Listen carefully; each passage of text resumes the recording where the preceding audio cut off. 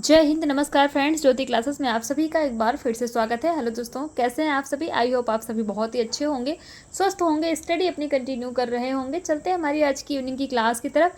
जैसा कि आप सभी जानते हैं, हम कर रहे हैं फूड एंड न्यूट्रिशन साइंस, जिसके अंतर्गत हम कवर कर रहे हैं कार्बोहाइड्रेट। जी हाँ, हमारा टॉपिक हम क्या कवर कर रहे हैं? कार्बोहाइड्रेट, जो कि हमारा कंप्लीट हो गया है। कार्बोहाइड्रेट का हमारा जो टॉपिक था वो कंप्लीट हो गया, और उसी से रिलेटेड हमने क्या क्या पढ़ा, आज हम उसी का रिवीजन करेंगे कि आखिरकार कार्बोहाइड्रेट के बारे में हमने अभी तक क्या जाना है, कितनी पढ़ाई हमने कार्बोहाइड्रेट के बारे में की है, कौन कौन से टॉपिक हमने कार्बोहाइड्रेट से रिलेटेड कंप्लीट किए हैं। मिड क्लास स्टार्ट करने से पहले आप सभी से रिक्वेस्ट है, चैनल पर फर्स्ट टाइम विजिट किए हैं, चैनल को लाइक शेयर सब्सक्राइब कर दें, अपना फीडबैक हमें दें। इस क्लास को हमारे जितने भी लर्नर्स हम सभी के पास शेयर करें, ताकि वो भी हमारे साथ जुड़ के अपनी स्टडी कंटिन्यू कर सकें। स्टार्ट करते हैं आज की क्लास। तो आज की क्लास फ्रेंड, जैसा कि मैंने आपको बताया, आज की क्लास में हम करेंगे क्या? रिवीजन। जी हाँ, आज की क्लास में हमारा क्या होने वाला है? आज की क्लास में हम करेंगे रिवीजन, जो हमने अभी तक पढ़ रखा है। क्या हमने पढ़ रखा है? कार्बोहाइड्रेट के बारे में हमने पढ़ाई की है, तो उसी से रिलेटेड आज की क्लास में हम रिवीजन करेंगे। तो फ्रेंड्स, कार्बोहाइड्रेट में हमने क्या क्या टॉपिक कवर किया? तो पहले हमने पढ़ा कि कार्बोहाइड्रेट होता क्या है, कार्बोहाइड्रेट के बारे में हमने जाना। नेक्स्ट टॉपिक हमने देखा कार्बोज का रासायनिक संगठन। जी हाँ, कार्बोज का रासायनिक संगठन हमने पढ़ा। कार्बोज का वर्गीकरण देखा हमने कि कार्बोज को कितने वर्गों में वर्गीकृत किया गया है, उनकी भौतिक एवं रासायनिक विशेषताओं के आधार पर। तो भौतिक विशेषताओं में हमने देखा था कार्बोज को दो वर्गों में वर्गीकृत किया है। पहला क्या है? शर्कराएं। दूसरा वर्ग क्या है? अशर्कराएं। और रासायनिक विशेषताओं के आधार पर कार्बोज को तीन वर्गों में वर्गीकृत किया गया है। कौन कौन से वो वर्ग हैं? पहला है मोनोसैक्राइड्स, दूसरा डाइसैक्राइड्स, तीसरा पॉलीसैक्राइड्स।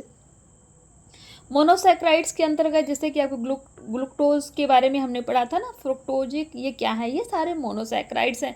डाइसैक्राइड्स की वहीं बात की जाए तो सुक्रोज, मोल्टोज, और पॉलीसैक्राइड्स की बात की जाए तो स्टार्च हो गए, आपके हैं डेक्सट्रीन, और भी बहुत सारी चीज़ें हमने पढ़ी थी। मैंने बस आपको रिवीजन के तौर पे बता रही हूँ। तो ये सारी चीज़ें हमने जो है किसके अंतर्गत पढ़ा था?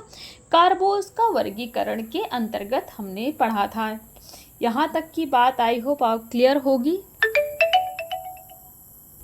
देन नेक्स्ट टॉपिक हमने देखा था कार्बोहाइड्रेट के अंतर्गत कि कार्बोज की प्राप्ति के साधन। जी हाँ, क्या हमने देखा था? कार्बोज की प्राप्ति के साधन, कि कार्बोज हमें कहाँ कहाँ से प्राप्त होते हैं, इसके बारे में भी हमने जाना था।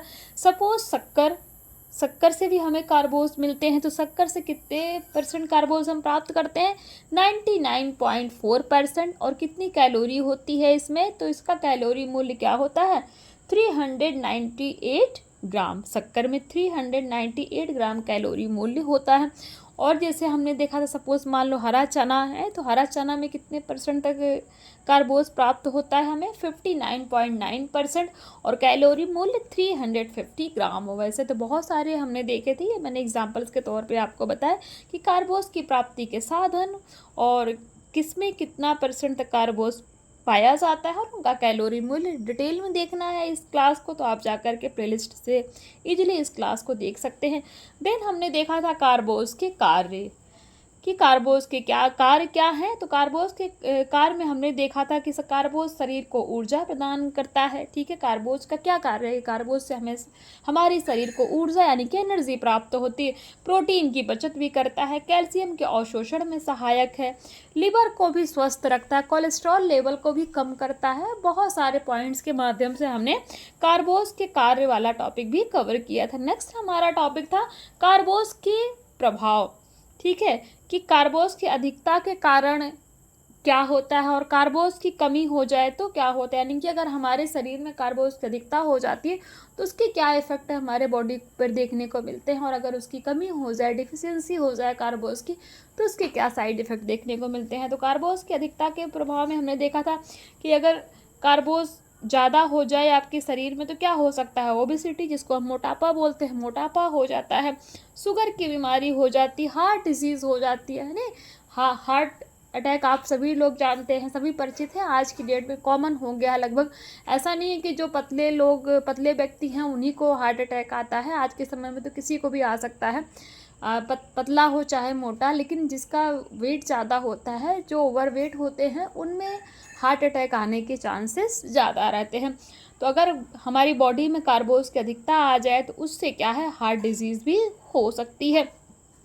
वहीं अगर बात की जाए कि कार्बोज की कमी अगर हो जाए बॉडी में, यानी कि डिफिशियंसी ऑफ कार्बोहाइड्रेट, तो क्या हमें साइड इफ़ेक्ट देखने को मिलते हैं। तो अगर कार्बोज की डिफिशियंसी हो जाती है तो कार्बोज का क्या होता है, कार्बोज की कमी से फ्रेंड्स शारीरिक वजन कम होता है। जी हाँ, वजन कम होना, ठीक है। शारीरिक विकास अवरुद्ध हो जाता है, त्वचा में झुर्रियाँ पड़ने लगती हैं। तो ऐसे कई सारे सिम्टम्स दिखाई पड़ते हैं, कब, जब बॉडी में कार्बोहाइड्रेट की कमी हो जाती है।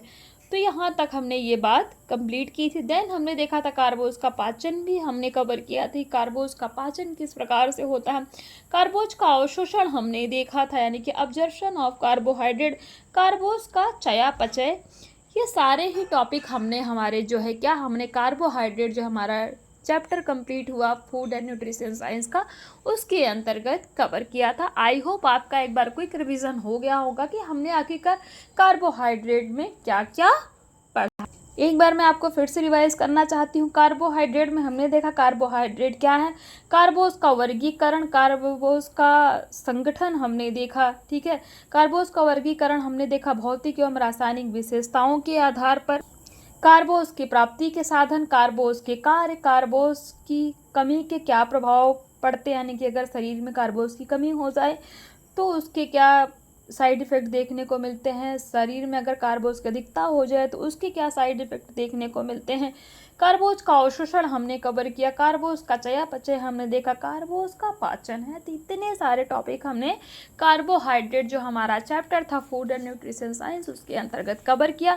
सारे ही टॉपिक को बहुत ही डिटेल में पढ़ा है फ्रेंड्स, और बहुत ही ईजी लैंग्वेज में आपको समझाने का प्रयास किया है। आई होप आपने ये सारी क्लासेस देखी होंगी, नहीं देखी है तो प्लेलिस्ट में जाइए, ईजिली आपको वहाँ से क्लास मिल जाएगी, जिसके माध्यम से आप अपने हर एक कॉन्सेप्ट को क्लियर कर सकते हैं। और हाँ, आज जो सुबह की हमारी क्लास हुई थी ना 9:05 की, आई होप आपने अभी तक उसको देख लिया होगा। नहीं देखा है तो अभी इस क्लास के जस्ट बाद जाइए, वो क्लास देखिए, बहुत ही इंपॉर्टेंट क्लास है। इंपॉर्टेंट क्यों कह रही हूँ मैं, क्योंकि उसमें हमने किया है टॉप 15 क्वेश्चन आंसर्स की प्रैक्टिस, किससे, मेटाबॉलिज्म ऑफ कार्बोहाइड्रेट, यानी कि जो हमने इसका प्रीवियस क्लास किया था कार्बोज का चयापचय, तो उससे रिलेटेड हमने जो है क्वेश्चन आंसर्स की प्रैक्टिस की है। बहुत ही इंपॉर्टेंट क्लास है, आप जा करके देखिए।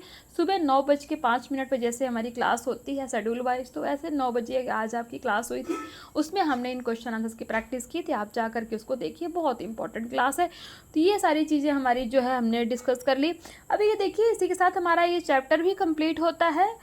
इसमें आप देख लीजिए, एक छोटा सा पॉइंट बचा हुआ है, कार्बोज की दैनिक मांग, यानी कि डेली अलाउंसेस ऑफ कार्बोहाइड्रेट। तो एक स्वस्थ प्रौढ़ व्यक्ति को अपने दैनिक आहार में 400 से 500 ग्राम कार्बोज लेना चाहिए। जी हाँ, एक स्वस्थ व्यक्ति को, जो एक स्वस्थ व्यक्ति हैं उनको क्या है, अपने डेली के आहार में 400 to 500 कार्बोज लेना चाहिए।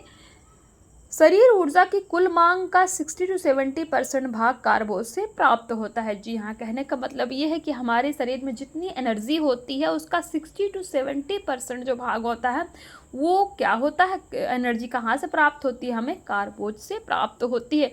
व्यक्ति की आयु, लिंग तथा परिश्रम के आधार पर कैलोरी मांग का निर्धारण होता है। भोजन में यदि 8 भाग कार्बोज हो तो कम से कम एक भाग प्रोटीन एवं वसा होना चाहिए, तभी प्रोटीन का सही उपयोग निर्माणात्मक कार्यों में लग सकता है। अन्यथा प्रोटीन अपना मुख्य काम शरीर का निर्माण करना छोड़कर सहायक काम करने में लग जाता है। सहायक काम करने से अभिप्राय क्या है, हमने पहले भी पढ़ा था। अगर हमारी बॉडी में कार्बोहाइड्रेट हमें जितना चाहिए अगर उतना हम नहीं लेते हैं तो वो जो कार्बोज का कार्य है शरीर को ऊर्जा देना, वो कार्य कौन करता है, प्रोटीन। वैसे तो प्रोटीन का मुख्य कार्य क्या है, शरीर की टूट फूट है उनकी मरम्मत करना, शरीर का निर्माण करना, ठीक है। बट अगर हमारे बॉडी में जितनी आवश्यकता है उतनी मात्रा में अगर हमें कार्बोज नहीं प्राप्त होता है तो जो कार्बोज का कार्य क्या है, एनर्जी देना। तो वो कार्य कौन करने लगता है, प्रोटीन। आई होप ये आपको समझ में आ गया होगा। धनाढ़ मतलब जो रिच पर्सन्स होते हैं वो लोग 50 to 60% ऊर्जा कार्बोज से प्राप्त करते हैं, जबकि निर्धन लोग 75 to 85% तक ऊर्जा के लिए कार्बोज पर निर्भर रहते हैं। ध्यान दीजिएगा, क्या बोला कि जो रिच पर्सन होते हैं वो लोग 50 to 60% ऊर्जा कार्बोज से प्राप्त करते हैं, जबकि निर्धन लोग 75 to 85% तक ऊर्जा के लिए कार्बोज पर निर्भर रहते हैं। अमेरिका, जापान, कनाडा, रूस जैसे विकसित देशों में लोग 40 to 50% तक ऊर्जा कार्बोज से प्राप्त करते हैं, शेष ऊर्जा वसा से प्राप्त करते हैं। ठीक है, तो ये हमने ये भी देख लिया कि कार्बोज की दैनिक मांग कितनी होनी चाहिए। अगर क्वेश्चन बन जाए कि एक स्वस्थ व्यक्ति को एक दिन में कितना कार्बोज लेना चाहिए तो आपका आंसर क्या हो जाएगा, 400 to 500 ग्राम कार्बोज पर डे। ठीक है, तो यहाँ तक ये बात क्लियर हो गई होगी। इसी के साथ हमारा ये चैप्टर कंप्लीट होता है, कार्बोहाइड्रेट। आई होप ये चैप्टर आपको बहुत ही अच्छे से क्लियर हुआ होगा, आपके सारे कॉन्सेप्ट क्लियर हुए होंगे। तो आज की क्लास को यहीं तक करते हैं, रिवीजन पे ही रखते हैं। नेक्स्ट क्लास में हम करेंगे एक न्यू टॉपिक, और वो न्यू टॉपिक हमारा है क्या, प्रोटीन। ओके, उस पर हम चर्चा करेंगे कि प्रोटीन के बारे में भी हम बहुत कुछ जानेंगे। वैसे तो हमने जब सीरीज़ की थी क्लास 6 to 12 तो उसमें हमने चाहे कार्बोज हो, चाहे प्रोटीन हो, चाहे वसा हो, सभी के बारे में हमने थोड़ा थोड़ा करके सभी के बारे में बैलेंस डाइट पढ़ा था ना हमने। मैंने बहुत ही ईजी लैंग्वेज में आपको समझाया हुआ है बैलेंस डाइट क्या होती। कमेंट के माध्यम से बताइए what is balance diet. Okay, उसके बारे में बताइए। हमने हर क्लास में, जो हमारा सीरीज़ हुआ था क्लास 6 to 12 मैक्सिमम क्या मतलब जितनी भी क्लासेस हुई सब में हमने जो है बैलेंस डाइट पे बहुत ही ज़्यादा चर्चा किया हुआ है। तो आप उसमें बताइए कि बैलेंस डाइट होता क्या है कमेंट बॉक्स में। और बहुत ज़्यादा डिटेल में जानना है, बहुत बेसिक से आपको होम साइंस पढ़ना है, इन सब के बारे में जानकारी प्राप्त करनी है तो आप जाके सीरीज़ देखिए। हमारी क्लास 6 to 12 प्लेलिस्ट में आपको इजीली मिल जाएगी। क्लासेस वाइज प्लेलिस्ट आपको प्रोवाइड कराई गई हैं, आपको ज़्यादा ढूंढने की भी आवश्यकता नहीं पड़ेगी। उसमें आप देखिए डिटेल में आपको चीज़ें समझ में आएंगी। तो आज की क्लास को यहीं तक करते हैं, और नेक्स्ट क्लास में जैसा हमने आपको बताया मिलते हैं एक न्यू टॉपिक के साथ। तब तक के लिए जय हिंद, नमस्कार। हंसते रहिए, मुस्कुराते रहिए, एक दूसरे की हेल्प करते रहिए। धन्यवाद।